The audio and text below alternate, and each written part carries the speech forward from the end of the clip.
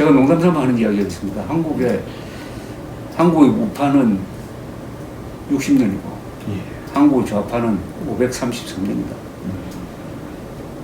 그리고 한국의 좌파 533년이라는 것은 533년이 전근대적이라는 뜻이거든요.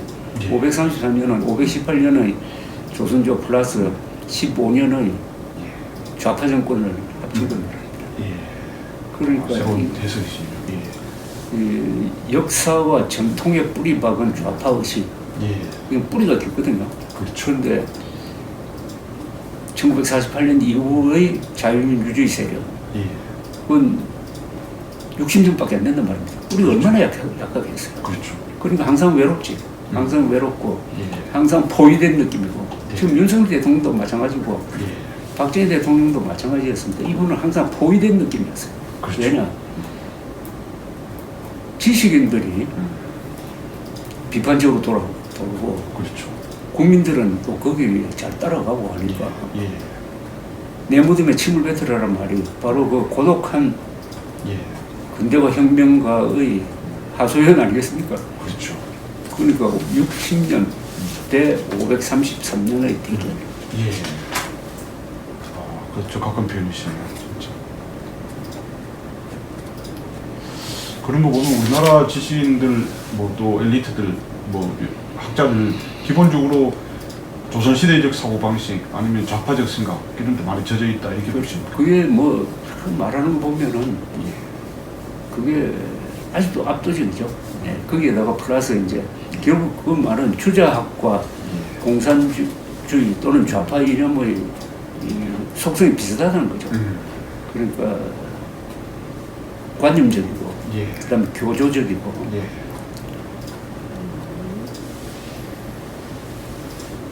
실물 세상, 그러니까 경제, 군사, 과학에 대해서 무지하고, 그렇죠. 또는 무시하고.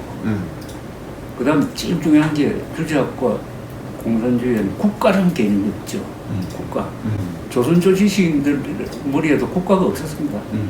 그럼 좌파는 국가를 미워하니까. 그러니까 국가가 외롭고 국가를 무시하면은 그다음 법도 무시하게 되거든요. 또 국가를 무시하면 국가를 지탱하는 경제력, 군사력에 대해서 무지하게 된다고. 그런 점에서 거의 100%가 똑같아요.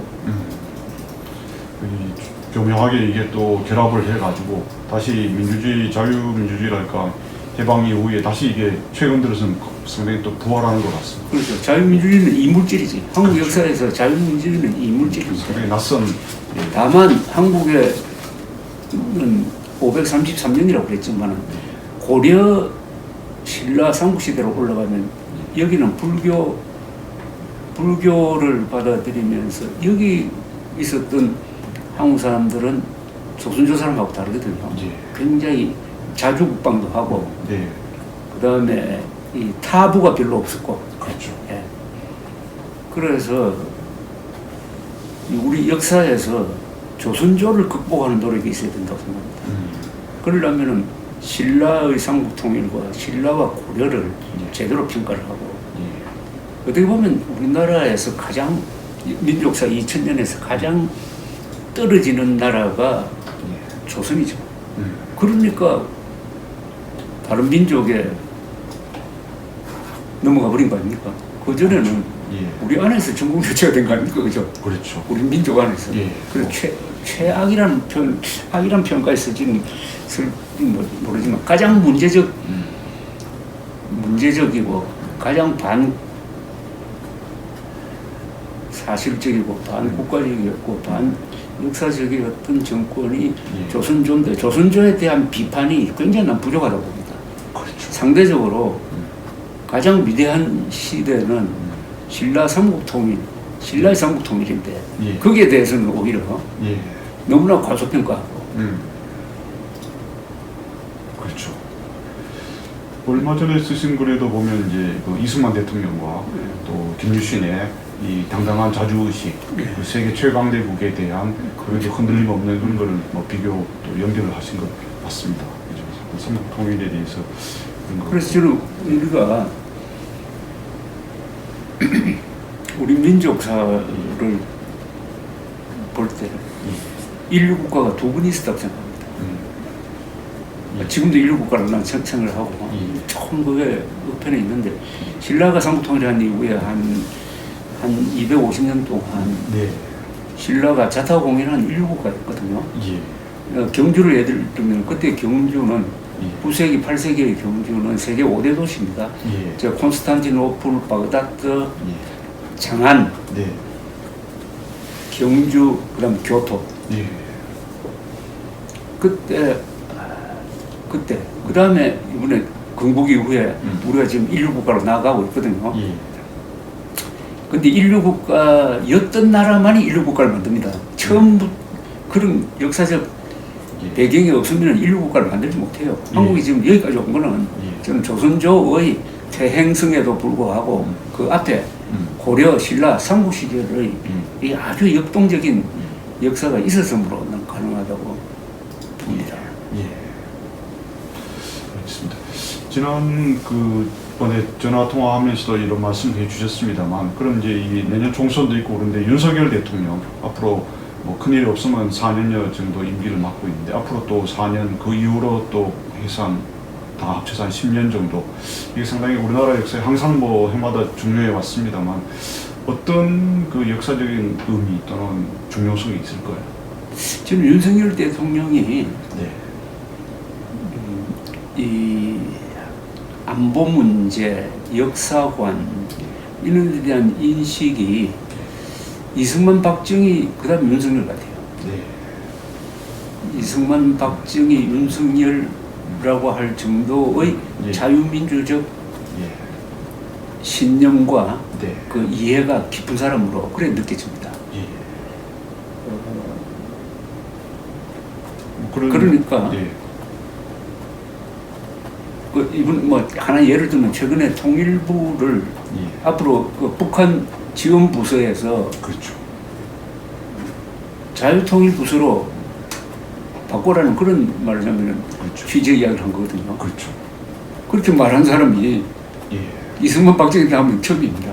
그렇죠. 그러니까 국가의 우리 헌법도 그렇고 네. 국가의 목표가 자유통일인데 예. 그 뒤에 어떤 보수 대통령도 자유통일이라는 말을 입에 넣지 않고 했는데 예. 윤석열 대통령이 우리 국가 목표는 네. 자유통일이다, 평화적 자유통일이다. 그렇죠. 너무나 당연한 이야기를 한 거예요. 예. 그 당연한 이야기가 나올 때까지 왜 이렇게 시간이 많이 걸렸냐 이거예요. 그래서 그동안에 보수 지식인들, 보수 대통령이 헌법도 안 보고 그렇죠. 헌법에는 반드시 자유민주적 기본 질서에 의한 평화적 통일을 하라고 되어 있는데도 불구하고 그걸 외면해 먹고 다릅니까? 그렇죠. 그러니까 이 지적 수준, 예. 지적 수준에서 윤석열 대통령은 이승만, 박정희, 그 다음에 윤석열 이렇게 예. 이런 사람이에요. 그렇죠. 국가 정체성도 그렇고. 예. 그리고 그걸 논리화하고 그걸 자유민주주의와 헌법 정신으로 예. 딱 이렇게 수렴해서 논리적으로 설명을 할 수 있다는 점에서 예. 그런데 그러니까 또 이렇게 외롭게 보이는 거예요. 그렇죠. 국민의힘이 예. 이념 결사체가 되어가지고 이런 윤석열 대통령을 적극적으로 예. 뒷받침하고 예. 어떻게 보면 윤석열 대통령보다도 국민의힘이 더 앞장서야 되는데 그렇죠. 이 정당 지금 이 국민의힘은 예. 핵무장한 북한 농당 정권과 국가 생존을 놓고 싸우는데 예. 앞장서야 되니까 이거는 군대하고 마찬가지입니다. 그렇죠. 예. 군사적 정당이라 해야 되거든 사실은. 그렇죠. 예. 군사적 정당이라 해야 되는데 예. 대통령보다 뒷전에서 예. 그냥 뭐 너무 평집단 비슷하게 돼가지고 그렇죠. 말로만 예. 하려고 그러고 예. 또 대중동원력이 없고 예. 대중동원력 이전에 이념 무장이 안 되어 있고 그렇죠. 이념 무장이 안 되니까 교육 기능이 약하고 예. 교육 기능이 약하니까 당원 모집이 제대로 안 되고 예. 이러니까 대중동원력이 없는 그렇죠. 그 여의도 정당 예. 온실 정당으로 예. 안주하고 있는 게 참 어떻게 보면 기가 막히죠. 이거. 기가 그렇죠. 막힌 상황이죠. 예. 그러니까 거리에서도 좌파와 대결하게 이겨야 될 것 아닙니까? 그럼요. 예. 거리와 광장은 여론을 만드는 예. 장소 아닙니까? 그죠? 예. 거리와 광장에서 밀리면은 박근혜 대통령의 운명이 될지도 모르는 예. 경찰 군대만 믿고 예. 거리 투쟁을 안 한다. 예. 정상적인 나라에서는 그렇게 되겠지. 그러나 우리는 안 그렇잖아요. 그런데 실제로 지금 뭐 돌아가는 거 보면은 뭐 하여튼 총선을 앞두거나 또 내년 총선 이후에도 기존 정치하던 분들 보수 집단 안에서도 서로 이제 자기들 그 지분을 늘리고 또 권력 쟁탈전이 뭐 벌어질 걸로 예상이 됩니다. 또 말씀대로 또 윤 대통령은 자기 정치적 기반도 없고 또 정치도 신인이고 근데 뭐 지난번에 잠깐 말씀해 주셨습니다만 또 말씀하신 대로 이 정당은 너무나 이렇게 논평 집단에 머물고 있는데 어떻게 해야 되고 또 여기 주변에 있는 뭐 지식인들이라든가 이쪽은 어떻게 또 뭐 하는 게 좋을지 좀 쉽지 않은 저는 우리나라 정치 여야를 떠나서 제일 중요한 개혁은 중앙당의 공천권을 없앱니다.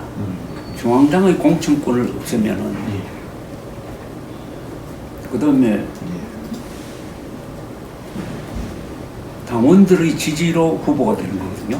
그죠? 네. 당원들의 지지로 후보가 된다.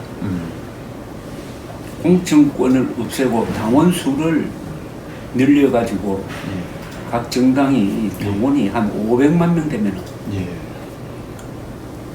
상향식 공천이 가능하거든요. 미국이 지금 공화당, 민주당 당원이 한 30% 될 겁니다. 전 인구에 전 인구의 한 30%. 이건 저 대충 내가 지금 추정인데 30% 됩니다. 우리나라에서 30% 되려면 당원이 각 당원 총수가 한 1000만 명 돼야 된다는 거거든요. 그런데 지금 국민의힘이 아마 한 100만 명 될 거예요. 그렇죠. 한 5배 늘리고. 그러려면은 공천위원회 이런 거 다 사고 벽비고 후보를 다 결정하면 되는 것 아닙니까? 이건 불가능한 것도 아니고. 그리고 이걸 뭐 정당 민주화라고 그러는데 더 구체적으로 말하면 중앙당 공천권 폐지. 그러면 당이 확 달라지죠. 확 달라지고. 국민 속에 파고드는 그렇죠. 국민정당이 됩니다. 국민정당이 되고 당원의 지지를 받아야 되고. 그렇죠.